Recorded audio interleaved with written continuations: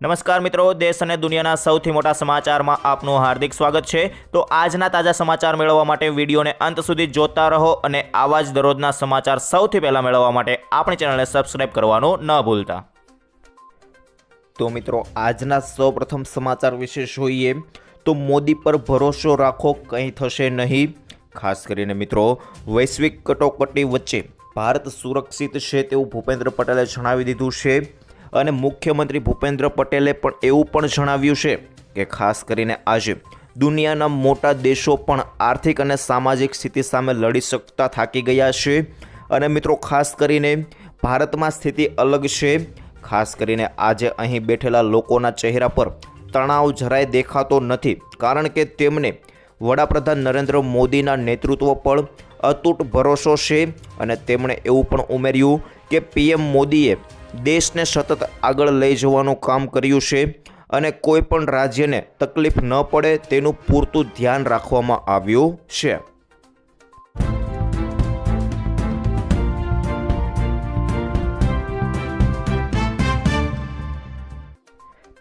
ત્યારબાદ આગળ જાણીએ તો આવનાર 20 દિવસ છે ભારે આગાહી કરવામાં આવી છે। ખાસ કરીને મિત્રો જોઈએ તો અંબાલાલ પટેલે જણાવ્યું છે કે આગામી 20 દિવસ ગુજરાત સહિત સમગ્ર દેશ માટે અત્યંત આકરા સાબિત થઈ શકે છે, જેમાં અનેક ભાગોમાં આંધી તોફાનો આવી શકે અને કમોસમી વરસાદની શક્યતા છે। સાથે જ મિત્રો, દેશના ઉત્તરીય ભાગોમાં એક બાદ એક મજબૂત પશ્ચિમી વિક્ષેપ સક્રિય થવા જઈ રહ્યા છે। આ સિસ્ટમની અસર પંજાબ, હરિયાણા અને રાજસ્થાનની સાથે ઉત્તર ગુજરાતના પણ ખાસ કરીને વ્યાપક પ્રમાણમાં જોવા મળશે।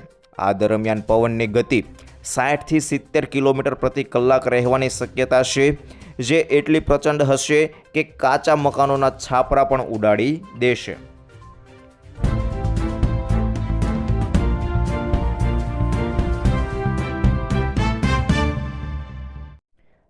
ત્યાર પછી આગળના સમાચાર વિશે જોઈએ તો વિદ્યાર્થીઓને મહિને 3000 રૂપિયા મોટો ફાયદો થશે।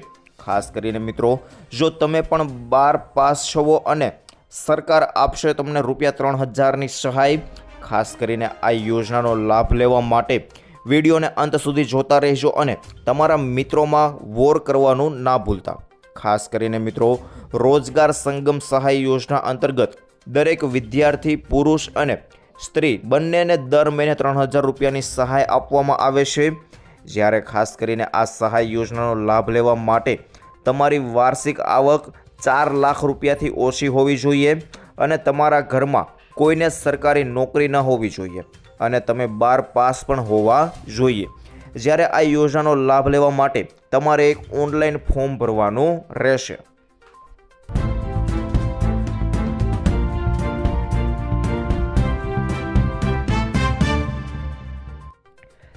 ત્યાર પછી આગળ જાણીએ તો 31 તારીખ બાદ ઘરનું મકાન મળશે। જી હા મિત્રો, પ્રધાનમંત્રી આવાસ યોજના એટલે કે મિત્રો PMAY યોજના હેઠળ રાજ્યના ગરીબ અને ઘર વિહોણા પરિવારો માટે આશીર્વાદરૂપ સાબિત થઈ રહી છે। ગુજરાતમાં આ યોજનાનો મુખ્ય ઉદ્દેશ એ છે કે દરેક ગામડે પરિવારોને પાયાની સુવિધાઓ સાથે પોતાના પાકા ઘરના મકાન મળે અને મિત્રો 31 માર્ચ 2026ના રોજ વડાપ્રધાન નરેન્દ્ર મોદીના હસ્તે અંદાજે ₹651 કરોડના ખર્ચે 38,949 નવા આવાસોનું રાજ્યવ્યાપી લોકાર્પણ કરવામાં આવશે।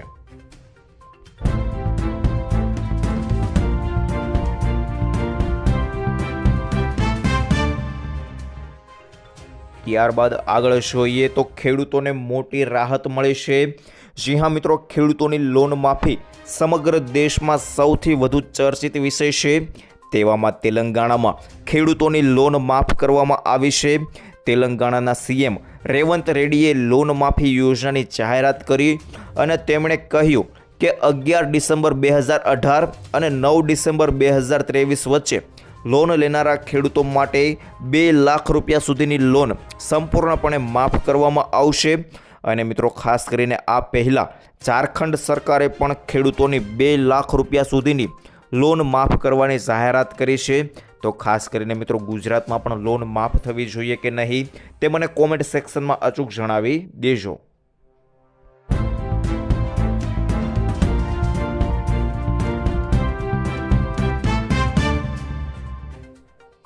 ત્યારબાદ આગળ જાણીએ તો મિત્રો ભારતની દરિયા દિલ્હી મદદ પહોંચશે. જી હા મિત્રો, ખાસ કરીને પશ્ચિમ એશિયામાં ચાલી રહેલા સંઘર્ષની સીધી અસર હવે પડોશી દેશ શ્રીલંકા પર જોવા મળી રહી છે. વૈશ્વિક સપ્લાય ચેન ખોરવાતા શ્રીલંકામાં પેટ્રોલ ડીઝલની અછત સર્જાય તેવી સ્થિતિ હતી, પરંતુ ભારતે સમયસર મદદ મોકલીને શ્રીલંકાને મોટી રાહત આપી છે. ભારતની મોટી મદદ ખાસ કરીને મિત્રો 38,000 મેટ્રિક ટન ઇંધણ રવાના કરવામાં આવ્યું છે. અને મિત્રો કોલંબોમાં ભારતીય હાઈ કમિશને શનિવારે એટલે કે મિત્રો 28 માર્ચ 2026 જણાવ્યું હતું કે ભારતે શ્રીલંકાને કુલ 38,000 મેટ્રિક ટન પેટ્રોલિયમની પદાર્થોની ડિલિવરી કરી છે.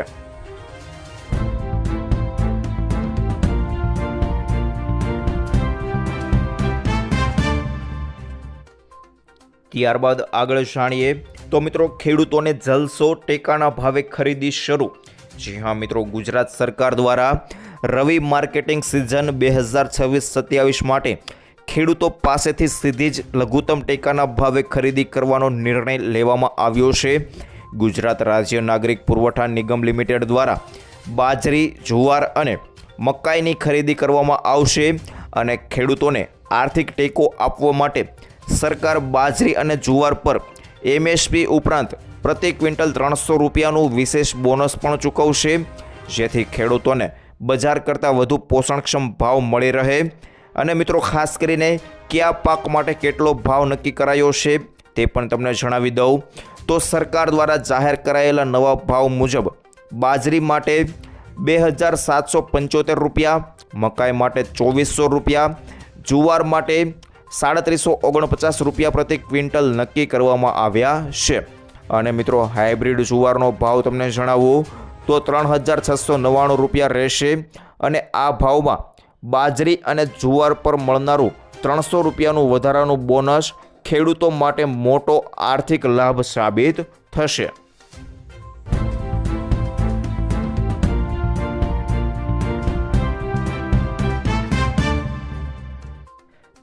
ત્યાર પછી આગળ જાણીએ તો ગેસ સિલિન્ડર માત્ર 500 રૂપિયામાં. જી હા મિત્રો, ઈરાન અને અમેરિકા વચ્ચેના યુદ્ધને કારણે દેશમાં LPG ગેસને લઈને ડરનો માહોલ છે. સરકાર દ્વારા વારંવાર દાવા કરવામાં આવી રહ્યા છે કે સ્થિતિ સામાન્ય છે. બીજી તરફ LPG સિલિન્ડરના ભાવમાં પણ વધારો કરવામાં આવ્યો છે. આ વધારા થતાં એક મોટા વર્ગને 300 રૂપિયા સસ્તો LPG સિલિન્ડર મળી રહ્યો છે.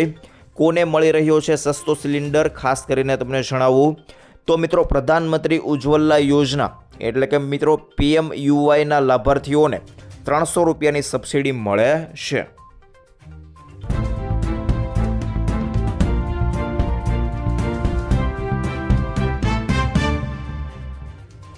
ત્યાર પછી આગળના સમાચાર વિશે જોઈએ તો ભ્રષ્ટાચાર સામે નવા નિયમો. જી હા મિત્રો, ભ્રષ્ટાચાર પર લાગશે રોક અને ગુણવત્તામાં થશે સુધારો. ખાસ કરીને આ પોર્ટલ શરૂ થવાથી સરકારી કામોમાં થતી બેદરકારી અટકશે તેવી આશા છે. મિત્રો અત્યાર સુધી ઘણા કિસ્સાઓમાં કાગળ પર કામ પૂર્ણ થઈ જતું હતું, પરંતુ હવે ફોટા અને ડેટા ફરજિયાત હોવાથી કામની ગુણવત્તા જળવાઈ રહેશે. રાજ્ય સરકાર દ્વારા આ અંગે વિસ્તૃત વિગતો સાથેનો પરિપત્ર એટલે કે મિત્રો સર્ક્યુલર પણ જાહેર કરી દેવામાં આવ્યું છે. અને મિત્રો પારદર્શિતા લાવવા માટે સરકારે કડક નિયમો બનાવ્યા છે.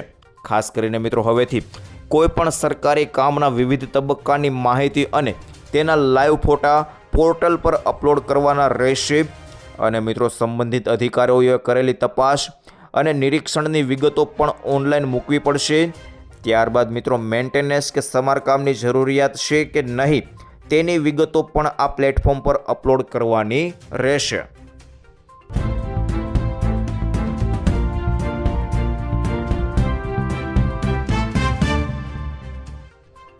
ત્યાર પછી મહત્વના સમાચાર વિશે જોઈએ તો મિત્રો હવે ડ્રાઈવર વગર ગાડી ચાલશે.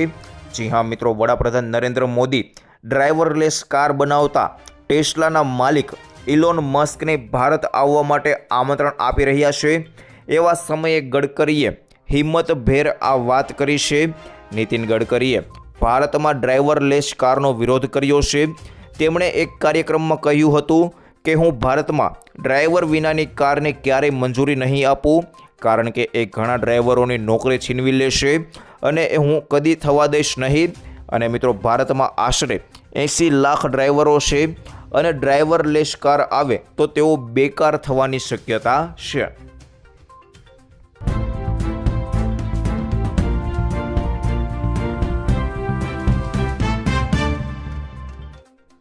ત્યારબાદ આગળ જોઈએ તો મિત્રો, યુદ્ધને કારણ શું ઇન્ટરનેટ થશે બંધ? ખાસ કરીને જાણી લેજો, કારણ કે મિત્રો, મિડલ ઇસ્ટમાં યુદ્ધની અસર હવે ફક્ત ક્રૂડ ઓઇલ પૂરતી જ રહી નથી, પરંતુ મિત્રો હવે ઇન્ટરનેટ અને ડેટા કનેક્ટિવિટી પર પણ ખતરો વધી ગયો છે. ખાસ કરીને ભારતે આ ડરને ધ્યાને રાખીને ટેલિકોમ કંપનીઓને સમુદ્રના તળિયે બિછાવેલા કેબલને નુકસાન પહોંચે તો આપણે શું કરી શકીએ એનું આકલન કરવા માટે આદેશ કર્યો છે. અને દરિયાના તળિયામાંથી રહેલો આ કેબલ એ ઇન્ટરનેટ અને ડેટા માટે અતિ અગત્યનો છે.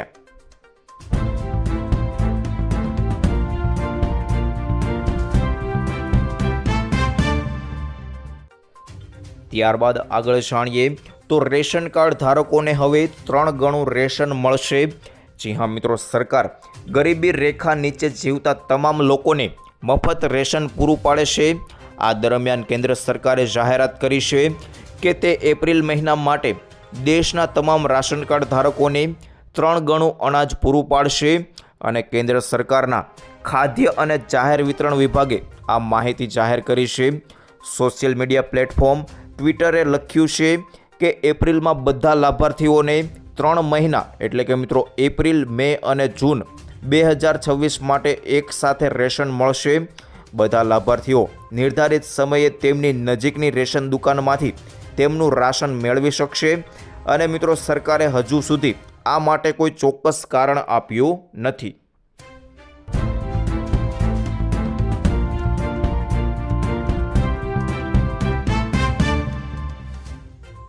ત્યારબાદ આગળ જાણીએ તો મિત્રો, સ્કૂલ વાહન ભાવમાં રાહત આપવામાં આવી છે.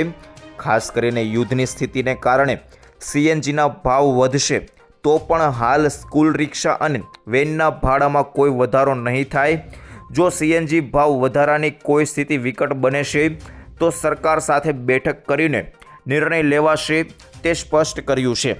ખાસ કરીને અમદાવાદ સ્કૂલ વર્ધી એસોસિએશનની બેઠક હાલમાં મળી હતી, જેમાં વાલીઓને રાહત મળે તે પ્રકારનો નિર્ણય લેવામાં આવ્યો છે. એટલે કે મિત્રો, હાલમાં જે રિક્ષા ભાડું અને વેનનું ભાડું કે રકમ વસૂલાય છે તે જ રીતે આ વખતે પણ એ જ ભાડું અમલમાં મૂકવામાં આવશે.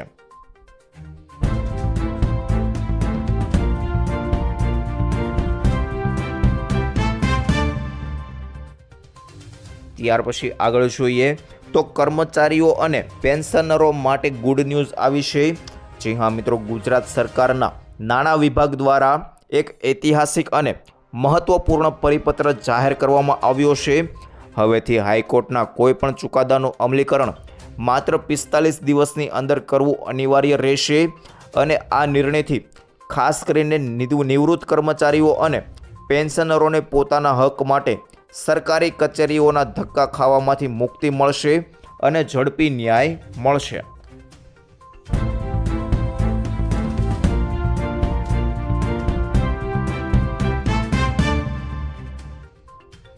ત્યારબાદ આગળ જોઈએ તો ખાદ્ય તેલના ભાવમાં ભડકો.